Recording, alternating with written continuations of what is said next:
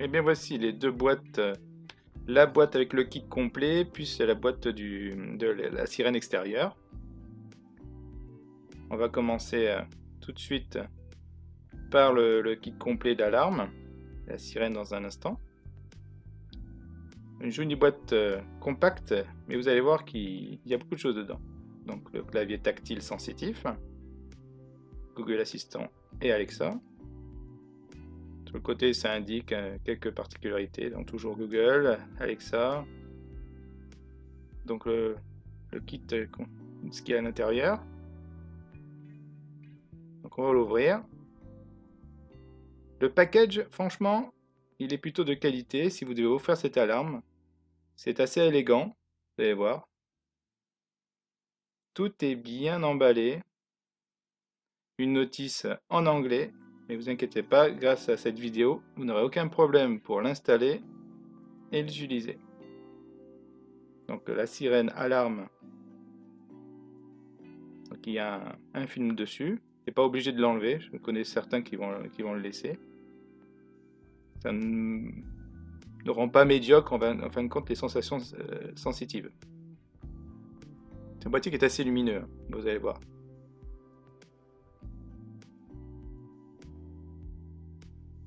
Petite boîte, la moindre chose est emballée. Là vous avez les badges RFID pour 2 personnes, pour en commander d'autres.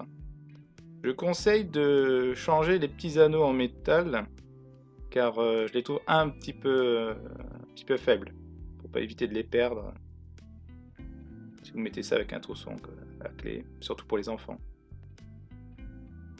Donc là vous avez une télécommande. Comme je vous ai dit, tout est bien emballé, c'est propre. Ça peut être un cadeau de Noël. Donc vous avez des télécommandes noires, il en existe en blanc si vous voulez en rajouter. Très facile à rajouter. Vous allez voir tout à l'heure comment on fait avec la procédure. 4 boutons, bouton pour armer, désarmer, bouton maison et le bouton SOS. Transformateur avec l'adaptateur européen qui marche très bien pour la France, vous reconnaissez.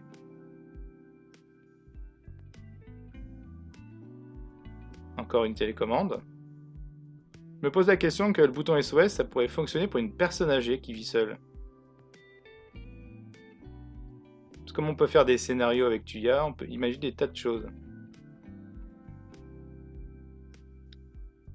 Visserie. La visserie pour tout. Là, c'est le détecteur de porte ou de fenêtre. Détecteur de porte à ouverture, pas de vibration, classique. Les piles sont fournies. C'est prêt à fonctionner hein, finalement. Même les accessoires ont déjà été initialisés.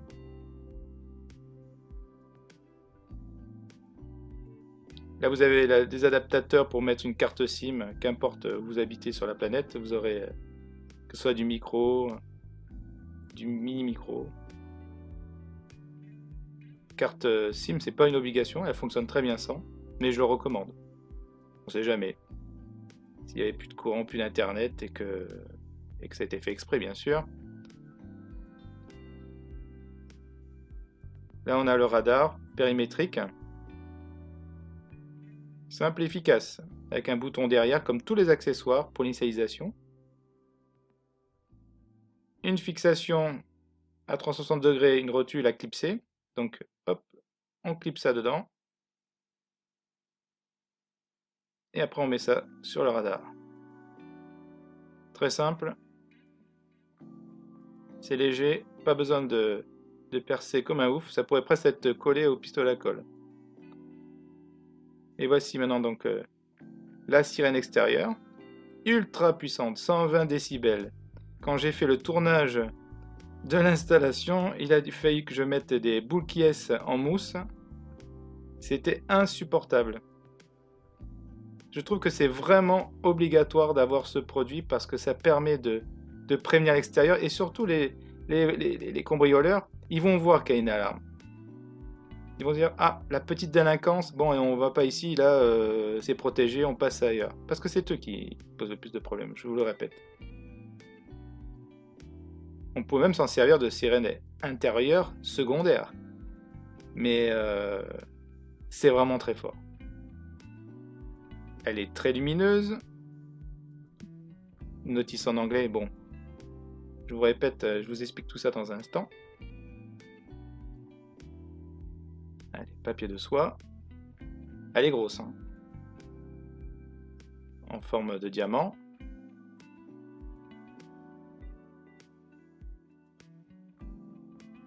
Alors elle est filaire, c'est-à-dire qu'elle pourrait être utilisée pour d'autres anciennes alarmes.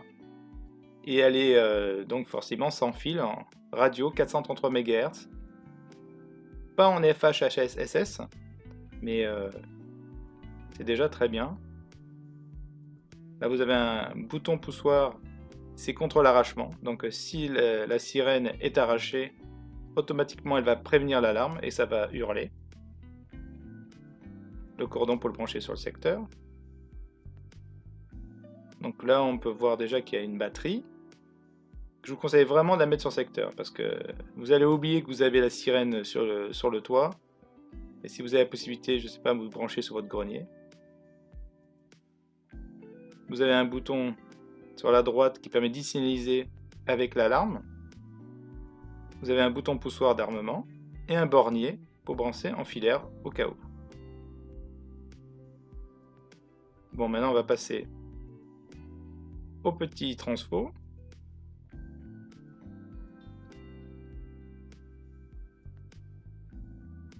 Donc demandez bien attention que ce soit une prise européenne. Un détail, mais vu comme c'est configuré, vous seriez embêté. Il faudrait le commander à part. Il suffit simplement de bien de préciser EU. Europe. Voilà, ça se clipse. C'est fini. Il n'y a plus qu'à brancher. Voilà, vous avez tout vu pour l'unboxing. On va passer à l'installation.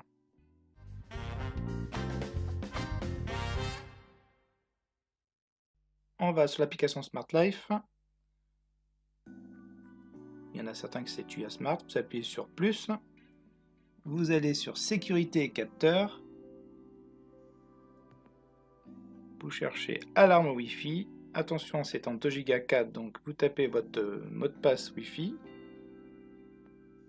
Vous avez coché le voyant de confirmation.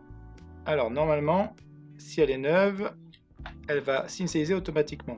Si par hasard ce n'était pas le cas, vous appuyez 5 secondes sur le bouton au milieu en bas.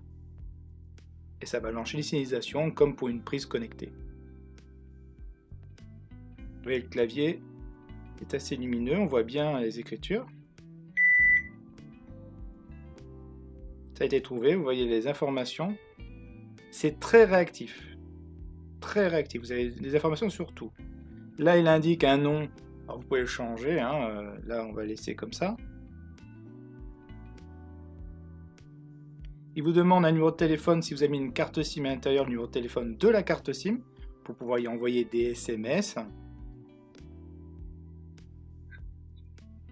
Parce que par SMS, vous pouvez l'activer et désactiver. Donc là on essaye, ça fonctionne. Très bien, elle s'arme, elle désarme. Quand vous appuyez en bas, au milieu, ça permet d'activer le digicode. Donc là j'essaye carrément, comme sur une télécommande, votre application permet d'armer, c'est une télécommande personnelle. Vous pouvez faire sonner, désarmer. Le bouton SOS, c'est très bien parce que un enfant ou une personne âgée, on pourrait s'en servir pour faire simplement un appel, je vais pas bien, etc. On appuie dessus et ça pourrait envoyer un numéro de téléphone d'une personne de confiance. Là, on va aller voir les paramètres concernant les détecteurs. Vous pouvez les activer ou pas. Là, c'est le détecteur de porte ou de fenêtre. Vous pouvez indiquer, par exemple, c'est la fenêtre de la chambre de Théo. Là, c'est la porte d'entrée. Donc, vous enlevez l'étiquette. Il y a une pile à l'intérieur. Automatiquement, ça va être reconnu. Déjà, quand vous aurez le pack, tout ce qui était dedans sera à l'intérieur. Je vais vous montrer si par hasard il y a quelque chose qui ne serait pas reconnu, vous voulez rajouter des choses. Vous prenez par exemple, on va prendre une télécommande supplémentaire. Vous appuyez sur plus ajouter, 2 bips, c'est simple, et vient de rajouter. J'ai appuyé sur fermer, désactiver, désarmer, et automatiquement 2 fois, ça a pris en compte l'application, le nouvel appareil. On n'oublie pas de personnaliser. Donc là maintenant j'ai 3 télécommandes, au départ j'en avais 2, et ça fonctionne. Donc on appuie sur ajouter, on appuie sur la télécommande sur désarmer, une fois, une deuxième fois, et c'est ajouté. Maintenant les badges RFID. Vous voyez, ça fonctionne. On va annuler celui de Théo. Alors, vous avez vu, j'ai pris finalement j'ai celui de Léa. Je comprends pas. Tiens, il veut pas l'ajouter, c'est normal puisqu'il est déjà à l'intérieur. Mais oui, parce que j'avais annulé celui de Théo. Et comme là ils sont pas personnalisés, et là ça marche. Il suffit simplement de positionner sur la lettre RFID, la touche RFID, et voilà, il vient d'enclencher. On change le nom, Théo, et nous avons un nouveau badge. Et vous pouvez en avoir jusqu'à 50. 50 appareils peuvent être connectés sur cet appareil.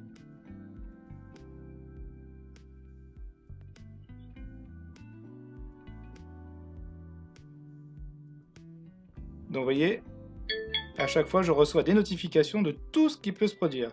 Là j'ai appuyé sur le mode Stay, qui est le mode maison.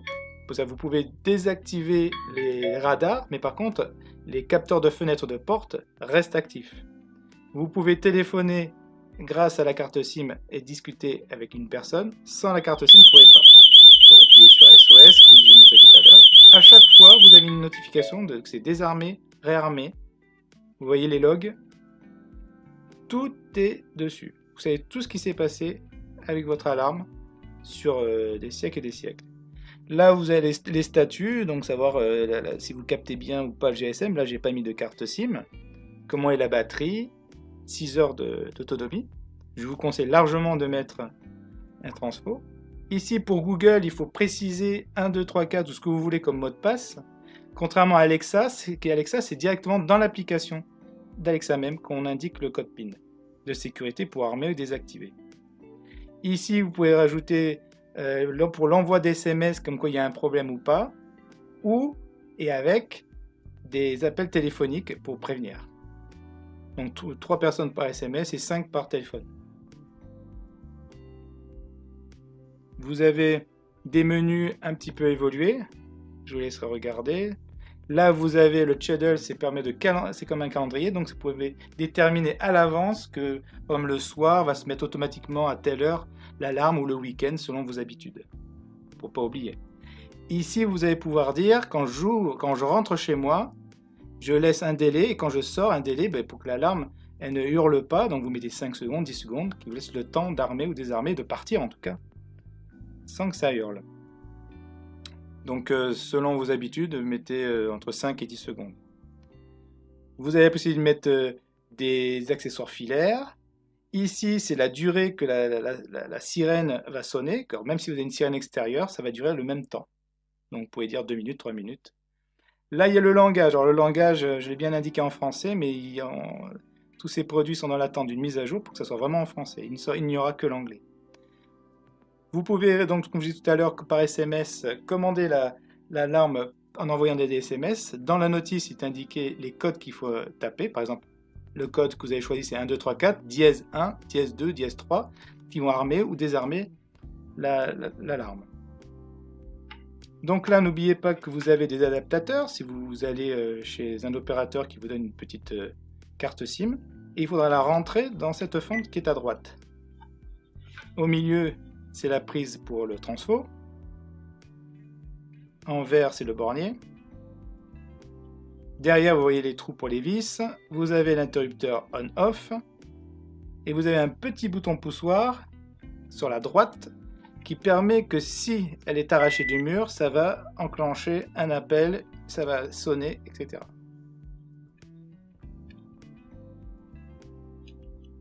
Alors, la sirène, c'est pas très fort, hein, comme toutes les sirènes qui sont intégrées aux alarmes. Je vous conseille une extérieure, voire une autre en intérieur. Le bornier, c'est très bien parce que ça peut vous donner des idées imaginatives pour ouvrir le portail, les volets, les lumières, etc. Là, par contre, c'est tout ce qui est en filaire. Vous pouvez alimenter des relais et c'est une histoire d'imagination. Maintenant, on va voir si tout s'est bien passé au niveau de Google. Alors, on va descendre tout en bas. Comme d'habitude, normalement, un nouvel appareil est en bas, voilà. On clique dessus. Donc, on lui donne un nouveau nom parce que c'est pas très TI 4G. C'est pas le plus simple à indiquer un ordre avec un nom pareil.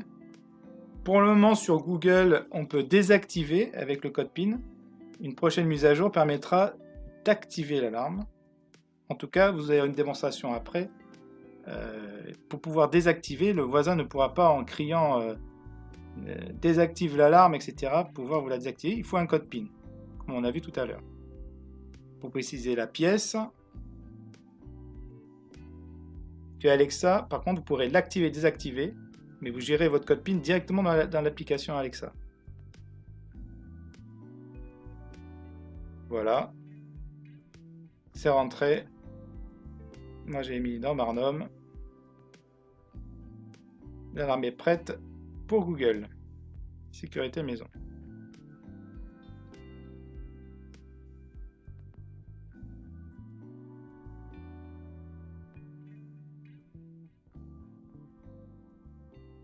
Maintenant, comment on initialise la sirène d'alarme ou une sirène intérieure? Alors, vous l'allumez, vous appuyez une fois, deux fois, et double bip. Il faut faire sonner l'alarme, que ce soit par la télécommande ou que ce soit en l'arrachant du mur. Donc là, elle n'est pas encore attachée. Ce qu'il faut faire, c'est qu'il faut faire sonner l'alarme intérieure de l'alarme intégrée. Et elle va communiquer avec celle extérieure pour lui dire, regarde, je sonne. Vous voyez. Et ça sonne. En fait, il faut qu'une première fois que la sirène extérieure, quand elle est en mode appareillage, elle entend la sirène intégrée et elles vont se synchroniser.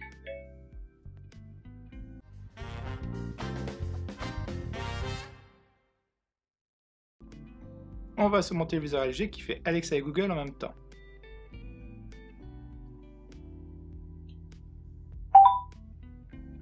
Désactive alarme maison.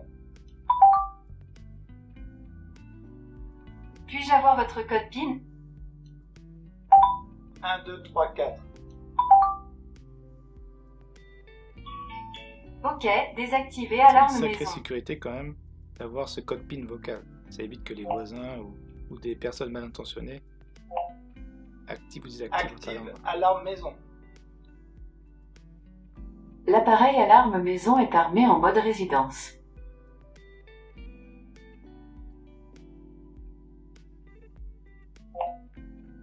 Désactive alarme maison. Quel est votre code vocal pour alarme maison? 1, 2, 3, 4. L'appareil alarme maison est désarmé.